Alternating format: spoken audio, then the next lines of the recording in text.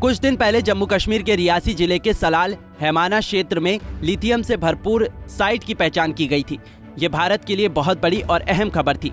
Lithium एक ऐसा खनिज यानी मिनरल है जो भारत के लिए आने वाले समय में वरदान साबित हो सकता है। लिथियम का इस्तेमाल इलेक्ट्रिक व्हीकल, लैपटॉप और मोबाइल की बैटरी बनाने में होता है। मौजूदा समय में भारत अपनी लिथियम की जरूरत दूसरे देशों से आयात यानी इम्पोर्ट करके पूरी करता है।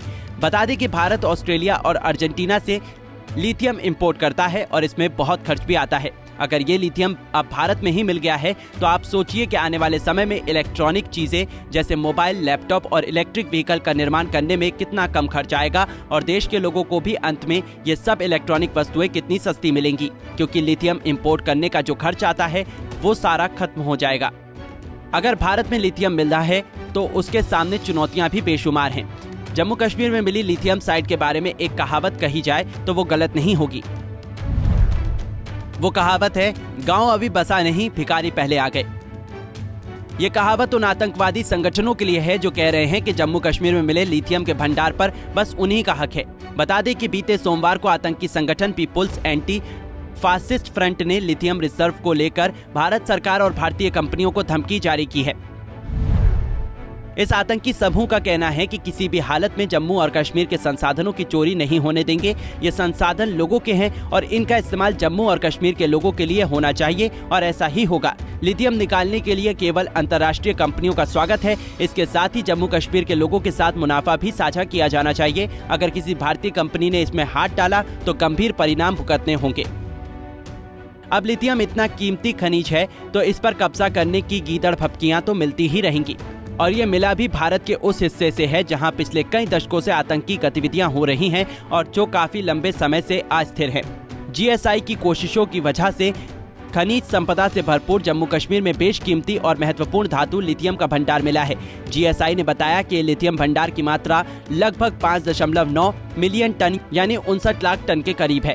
आपको बता दें कि वर्तमान में चीन और ऑस्ट्रेलिया दुनिया भर में लिथियम के बड़े सप्लायर हैं। अपने विशाल लिथियम भंडार के चलते ये अपनी मनमानी भी करते हैं। अब भारत में भी लिथियम भंडार का पता चलने के बाद इनकी बादशाहत पर असर पड़ना तय है। आइए अब जान लेते हैं आखिर लिथियम भारत के लिए इतना महत्वपूर्ण क्यों है। लिथियम एक ऐसी धातु यानी मेटल है जिसका इस्तेमाल इलेक्ट्रिक वाहनों की बैटरी को बनाने में किया जाता है। ये एक रेयर अर्थ एलिमेंट है जिसका उपयोग मोबाइल, लैपटॉप, इलेक्ट्रिक व्हीकल समेत अन्य चार्जेबल बैटरी बनाने में भी किया जाता है। मौजूदा समय में केंद्र सरकार देश में पब्लिक और प्राइवेट ट्रांसपोर्ट दोनों क्षेत्रों में इलेक्ट्रिक व्हीकल पर फोकस कर रही है। खासतौर पर दिल्ली, मुंबई, कलकत्ता, चेन्नई और बेंगलुरु जैसे प्रमुख शहरों को अधिक से अधिक इलेक्ट्रिक व्हीकल पर निर्भर बनाने की योजना है। इसके लिए लिथियम भंडार का होना बहुत जरूरी है। अगर देश में ज्यादा इलेक्ट्रिक व्हीकल होंगे तो उतना ही कम प्रदूषण होगा और कच्चे तेल पर से भी देश की निर्भरता कम होगी। भारत सबसे ज्यादा खर्चा कच्चे तेल को खरीदने में ही करता है। अगर ये पैसा बच जाए तो इसे देश की तरक्की के लिए दूसरे क्षेत्रों में निवेश के लिए उपयोग में लाया जा सकता है। प्रदूषण कम होने से नागरिकों की सेहत अच्छी रहेगी और हेल्थ सेक्टर पर भी दबाव कम रहेगा। सीधे शब्दों में कहा जाए तो कड़ी से कड़ी जुड़ती जाएगी और देश तरक्की की सीढ़ी चढ़ता जाएगा। मौजूदा समय में भारत लिथियम के लिए 100% आयात पर निर्भर है।